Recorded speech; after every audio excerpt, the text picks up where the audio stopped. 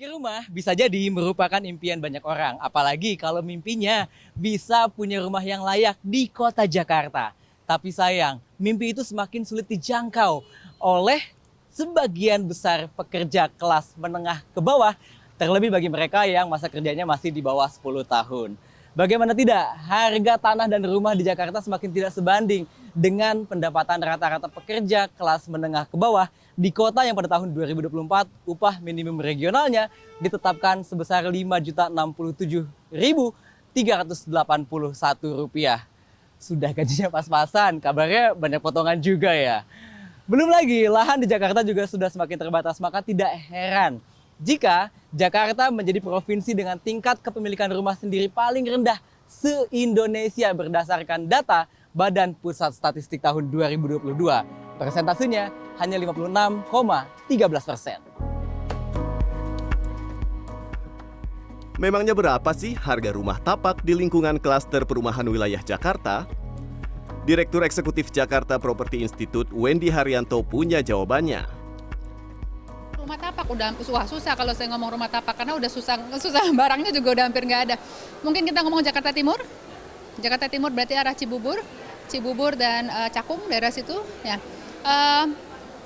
Perumahan baru, developernya baik, membuat suatu area di mana itu fasilitas sarana dan prasarananya juga untuk ukuran standarnya internasional. Kalau saya nggak salah 3 bedroomnya itu di 3M, ya 3 bedroom. Ya itu aja sebenarnya udah moderate, karena ini kalau lihat areanya tuh bagus banget.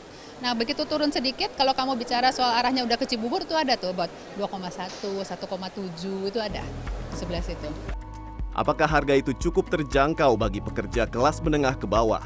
Jika tidak, maka ada 2 alternatif untuk memiliki hunian baru. Pertama, beli rumah di wilayah penyangga Jakarta seperti Bogor, Depok, Tangerang, dan Bekasi. Di daerah itu masih bisa ditemukan rumah tipe 36 dengan luas tanah 72 meter persegi yang harganya berkisar di bawah 600 juta rupiah. Opsi kedua, lupakan rumah tapak dan pertimbangkan untuk beralih ke hunian vertikal yang tengah dikembangkan di Provinsi Jakarta.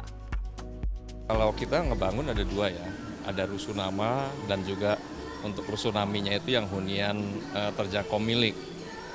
Kalau untuk rusunawa kita tahu itu sudah mayoritas terhuni semua. Ada beberapa memang kita stok untuk penyiapan warga-warga yang terkena program pembangunan. Hunian ini sebelumnya dikenal dengan istilah rumah susun DP 0% besutan pemerintah Provinsi Daerah Khusus Jakarta yang mulai beroperasi sejak 2019 lalu. Lalu, berapa uang yang harus dikeluarkan untuk membeli hunian vertikal ini?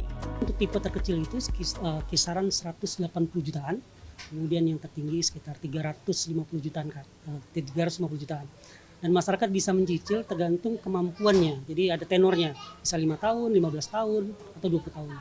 Cicilan terkecil sekitar 1,4 juta, mereka bisa mengangsur itu selama 20 tahun untuk tipe yang mereka inginkan. Dan tanpa DP? Dan itu tanpa DP. Dan ya, kalau untuk tipe terbesar untuk sekitar 10 tahun itu kisaran ke 2,7 juta sampai dengan 3,